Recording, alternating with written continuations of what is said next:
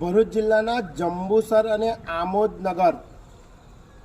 જોડતો બંને તાલુકાને જોડતો પુલ એટલે ઢાઢર નદીનો પુલ અને આ ઢાઢર નદીનો પુલ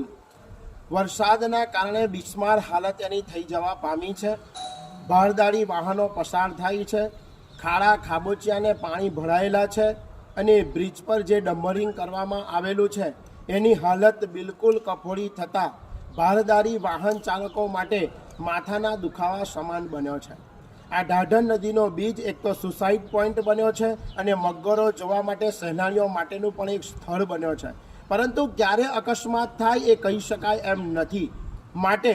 વાહન ચાલકોને પરેશાન ન થવું પડે, રાહદારીઓને પરેશાન ન થવું પડે એટલા માટે તંત્ર પાસે, આ વહીવટી તંત્ર પાસે, પીડબ્લ્યુડી પાસે અને એના જે જવાબદારો છે જવાબદારો પાસે આ પુલ પર પડેલા ખાડામાંથી જો પુરાણ કરવામાં આવે, ડમ્બરિંગ કરવામાં આવે ને ખાડા પૂરવામાં આવે તો વાહન ચાલકોને વાહન ચલાવવામાં શાંતિ થાય એવી બીએન ન્યૂઝ ચેનલના માધ્યમ વતી આ વહીવટ તંત્રને વિનંતી કરવામાં આવે છે।